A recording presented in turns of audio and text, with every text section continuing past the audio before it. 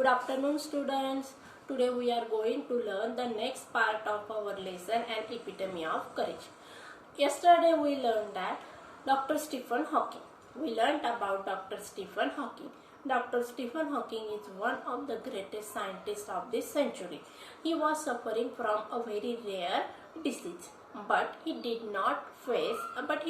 faced that disease very bravely, and he is known as an epitome of courage. Now we are going to learn the next part of our lesson. So listen very carefully. Okay students? बघा विद्यार्थ्यांनो, मागच्या लेक्चरला आपण एक नवीन lesson सुरू केलेलं आहे. लेसनचं नाव काय? अन epitome of courage, धैर्याचं मूर्तिमंत उदाहरण. या लेसन मध्ये आपल्याला डॉक्टर स्टीफन हॉकिंग यांच्याबद्दलची माहिती मिळवायची आहे. सुरुवातीच्या पॅसेजमध्ये रायटरने आपल्याला धाडस म्हणजे काय हे सांगितलेलं आहे. आता प्रत्येकाला वेगवेगळे आयुष्यात प्रॉब्लेम्स असतात. आपण त्या प्रॉब्लेम्सला फेस करायचं आहे. त्या प्रॉब्लेम्सचा उहापोह करायचा नाही आहे, या ठिकाणी रायटरने आपल्याला सांगितलेलं आहे. मग आता डॉक्टर स्टीफन हॉकिंग यांच्याबद्दलची माहिती आपल्याला मिळवायची आहे. चला तर मग बघूया. An average child, Stephen grew up to be a normal teenager, full of mischief, lots of love for music and mathematics. Even though his father wanted him to study medicine, he was bent on studying mathematics. The University of Oxford at that time did not have a course in mathematics, so he opted to study physics instead. An average child, Stephen grew up to be a normal teenager. एक सर्वसामान्य मुलासारखं Stephen Hawking यांचं पण आयुष्य होतं. काय सांगितलंय बघा, he grew up to be a normal teenager, म्हणजे वयाच्या 15-16 वर्षापर्यंत डॉक्टर स्टीफन यांचं आयुष्य एक सर्वसामान्य अशा मुलासारखं होतं. कसं होतं बघा, फुल ऑफ मिस्चिफ्स, म्हणजे या ठिकाणी ते खोडकर सुद्धा होते. Full of mischiefs and lots of love for music and mathematics. आणि त्यांना काय आवडत होतं बघा, त्यांना संगीत आणि गणित ह्या दोन विषयांवर त्यांचं अतिशय प्रेम होतं, किंवा हे दोन विषय त्यांच्या आवडीचे होते. स्टीफन यांचं नॉर्मल आयुष्य होतं बघा. वयाच्या 17 वर्षापर्यंत एका सर्वसामान्य मुलासारखं स्टीफन यांचं आयुष्य होतं. त्यामध्ये त्यांना शाळेत असताना मॅथ्स, गणित आणि संगीत हे दोन विषय खूप आवडायचे. Even though his father wanted him to study medicine, he was bent on studying mathematics. आता कुठल्याही आई वडिलांची स्वप्न असतात की आमच्या मुलाने डॉक्टर बनावं, इंजिनियर बनावं. त्याचप्रमाणे डॉक्टर स्टीफन यांच्या वडिलांचं स्वप्न काय होतं की आपल्या मुलाने डॉक्टर बनावं. मेडिसिन म्हणजे का, मग वैद्य. पण या ठिकाणी डॉक्टर स्टीफन यांना काय अभ्यास करायला आवडत होतं, त्यांना गणिताची विशेष आवड होती. The University of Oxford at that time did not have a course in mathematics. बघा काय सांगितलेलं आहे या ठिकाणी, डॉक्टर स्टीफन ज्यावेळेस शिकवत होते, कुठे शिकवत होते, युनिव्हर्सिटी ऑफ ऑक्सफर्ड मध्ये. त्यावेळेस काय होतं, did not have a course in mathematics. गणितामध्ये त्यांना जो अभ्यास करायचा होता, पुढील अभ्यास करायचा होता, संशोधन करायचं होतं, पण त्या ठिकाणी गणितासाठी त्या ठिकाणी कुठलाही कोर्स अवेलेबल नव्हता. मग ही ऑप्टेड म्हणजे त्यांनी चूज केलं. काय चूज केलं बघा, to study physics instead. Physics त्यांनी निवडलेलं आहे. मॅथ्स त्या ठिकाणी अवेलेबल नव्हतं, मॅथ्सचा पुढचा कोर्स अवेलेबल नव्हता. मग स्टीफन यांनी फिजिक्स हा विषय निवडलेला आहे. म्हणजेच या ठिकाणी या पॅसेजमध्ये आपल्याला स्टीफन हॉकिंग यांचं लहान बालपण सांगितलेलं आहे. वयाच्या 17 वर्षापर्यंत एक नॉर्मल आयुष्य ते जगले. त्यांना गणित आवडायचं, संगीत आवडायचं, परंतु त्यांच्या वडिलांना काय इच्छा होती की आपल्या मुलाने डॉक्टर बनावं, परंतु स्टीफन यांना गणितात आवड होती, परंतु त्यांच्या नशिबामध्ये गणितात अभ्यास करणं नव्हतं. त्यामुळे त्यांना फिजिक्स हा विषय नाईलाजाने निवडावा लागला. बघूया पुढे. At the age of 17 Stephen started noticing that he was becoming increasingly clumsy and even fell down a couple of times for no reason. आता वयाच्या 17व्या वर्षी काय झालेलं आहे बघा, स्टीफन स्टार्टेड नोटिसिंग. स्टीफन यांना स्वतःला समजायला लागलं. स्टार्टेड नोटिसिंग, कुठली गोष्ट त्यांना समजायला लागलेली आहे. He was becoming इन्क्रीजिंगली clumsy. Clumsy म्हणजे काय, ऑकवर्ड किंवा इनकॉम्पिटंट, म्हणजे स्वतःमध्येच त्यांना काहीतरी कमतरता जाणवू लागलेली आहे कुठल्या गोष्टीची बघा. Even fail down a couple of times, म्हणजे उभे राहताना विनाकारण ते पडून जायचे. कुठलंही कारण नसताना, म्हणजे आपण पडतो कधी बघा, चिखलावरून सटकल्यानंतर किंवा केळीच्या सालावरून पडतो, आपण सायकलवरून पडतो, गाडीवरून पडतो, पण या ठिकाणी स्टीफन हे कुठलंही कारण नसताना पडू लागलेले होते, म्हणजे त्यांचा बॅलन्स झुकत होता, ते खाली पडत होते. The preflected him and he went to see his family doctor, who diagnosed him as suffering from an extremely rare disease, ALS or LOU, Gehrig's disease, that affects the nervous system and eventually weakens all the muscles of the body. मग आता या ठिकाणी Stephen यांनी 2-3दा notice केलं की कुठलेही गरज म्हणजे कारण नसताना आपण कसं काय खाली पडून राहिलेलो आहे, आणि मग ते त्यांच्या फॅमिलीचे डॉक्टर होते त्या डॉक्टरांना भेटायला गेले. त्यावेळेस काय झालंय बघूया. दिस प्रिफ्लेक्स म्हणजे काय, full of difficulty or confuse. Doctor Stephen हे स्वतःच कन्फ्युज होते. मग त्यांनी काय केलं, he went to see his family doctor. मग ते त्यांचे जे फॅमिली डॉक्टर होते त्यांच्याकडे स्वतःला चेक करण्यासाठी गेले किंवा दाखवण्यासाठी गेलेले. हू डायग्नोज हिम, मग डायग्नोज म्हणजे काय, मग डॉक्टरांनी काय निरीक्षण केलं किंवा ऑब्झर्वेशन केलेलं आहे, him as suffering from an extremely rare disease.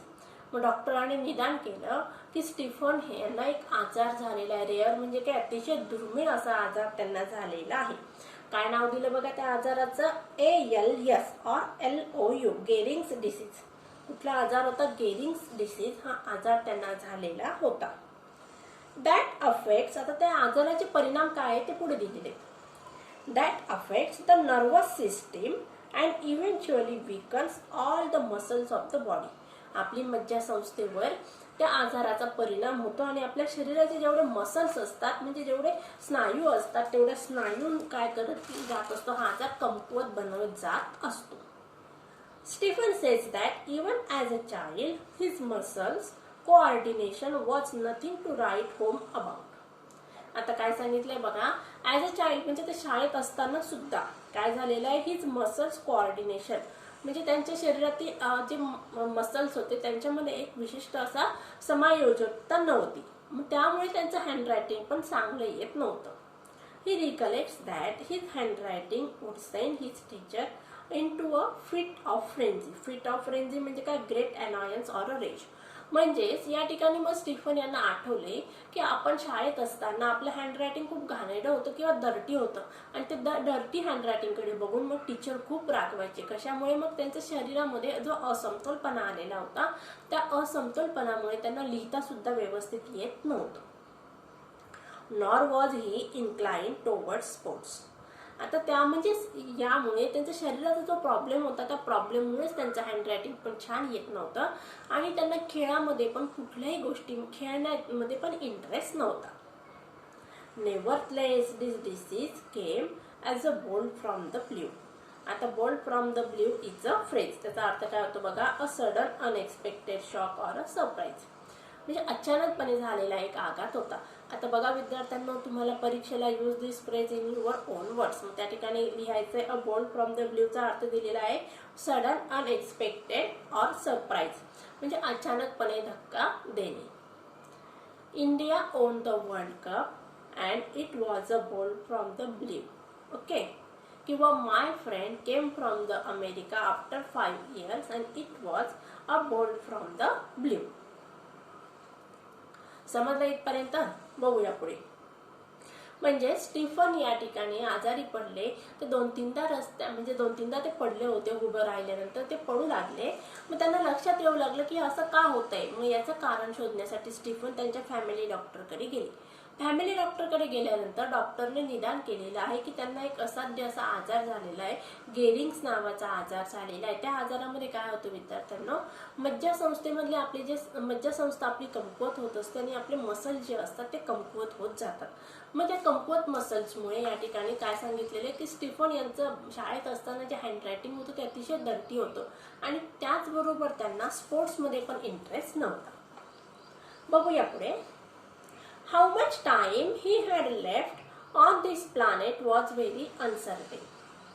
The prognosis was bad and the doctors said they could not do much. How much time he had left on this planet was very uncertain. आता या ठिकाणी मग या आजारामुळे म्हणजे लू गेरिंग्स या आजारामुळे ग्रस्त झाल्यानंतर आता स्टीफन यांच्या आयुष्यातील किती वेळ राहिलेला होता हे कोणालाही माहीत नव्हतं. अनसर्टन म्हणजे काय, त्याची खात्री नव्हती. द प्रोगोनिसचा अर्थ बघा, a forecast of a future health condition. म्हणजे या ठिकाणी डॉक्टर पण सांगू शकत नव्हते व्हॉट्स बॅड, म्हणजे डॉक्टरांनी पण काहीतरी प्रेडिक्ट केलेलं होतं, अतिशय वाईट होतं. The doctor said they could not do much, म्हणजे डॉक्टरांनी काय सांगितलं होतं, आम्ही आता या आजारावर काही करू शकत नाही. म्हणजे या ठिकाणी मेडिकल शास्त्राने सुद्धा डॉक्टर स्टीफन यांच्या आजारापुढे हात टेकलेले होते. त्या आजारावर कुठल्याही प्रकारचा इलाज त्या ठिकाणी उपलब्ध नव्हता. स्टीफन यांचं आयुष्य किती आहे, ते किती आयुष्य जगणार आहे याबद्दलची खात्री कोणालाही नव्हती.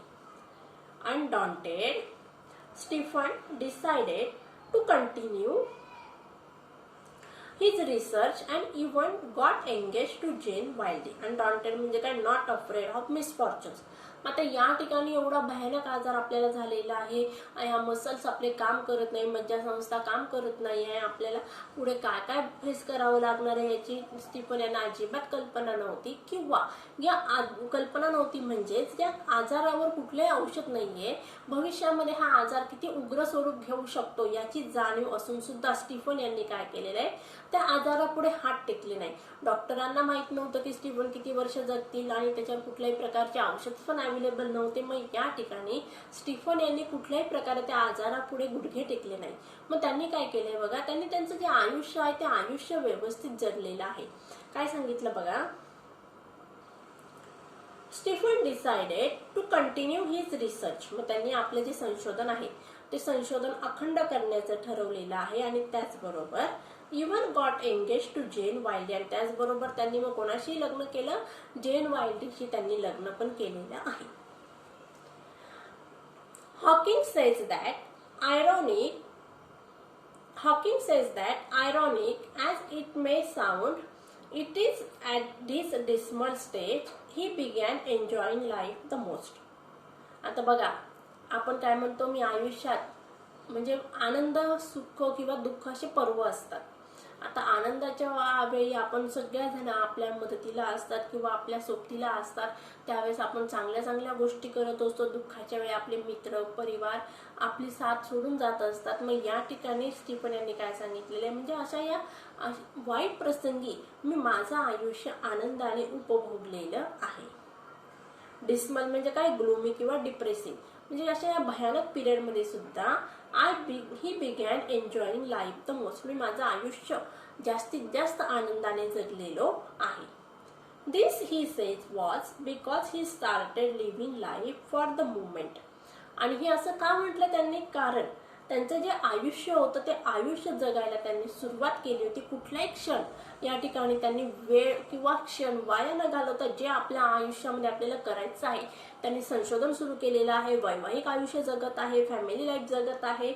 मग या ठिकाणी काय सांगितलंय, and continued his doctoral research work with renewed vigour.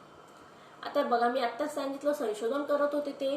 मग या ठिकाणी त्यांनी PhD साठी, डॉक्टरल रिसर्च वर्क म्हणजे काय, मग PhD डिग्री त्यांना मिळवण्यासाठी जे काही संशोधन करायचं होतं ते संशोधन करण्यासाठी ते जोमाने कार्याला लागलेले आहे.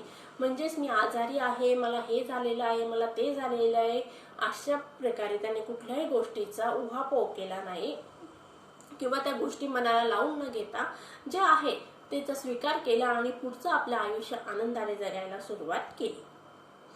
In the meanwhile the disease work its way into Stephen's body and left him disable. आता बघा, या ठिकाणी आजार कळलेला आहे, आजाराचे दुष्परिणाम समजलेले आहेत, पण या ठिकाणी स्टीफन यांनी त्या आजाराबद्दल जास्त चर्चा किंवा आजारापुढे गुडघे न टेकता आपलं जे नॉर्मल आयुष्य होतं ते नॉर्मल आयुष्य जगत होते, संशोधन करत होते. पण मग मधल्या काळात काय झालेलं आहे, in the meanwhile the disease work its way into Stephen's body. Stephen's यांच्या शरीरामध्ये आजाराने हातपाय पसरवायला सुरुवात केली. And left him disable. आता ते काही काही गोष्टी करू शकत नव्हते. एबल म्हणजे काय, सक्षम असणे, डिसेबल म्हणजे काय, असक्षम असणे. ही begin studying the concept of the black holes. मग या ठिकाणी स्टीफन यांनी ब्लॅक होल, कृष्णविवर ही संकल्पना अभ्यासायला सुरुवात केली. To get his PhD. आता त्यांना या ठिकाणी PhD ही डिग्री, सन्माननीय डॉक्टरेट किंवा मानद ही डिग्री मिळवण्यासाठी त्यांनी कुठला टॉपिक निवडलेला होता, तर ब्लॅक होल हा टॉपिक त्यांनी PhD साठी चूज केलेला होता. By this time he was confined to a wheelchair and was rapidly losing control of his hands and speech.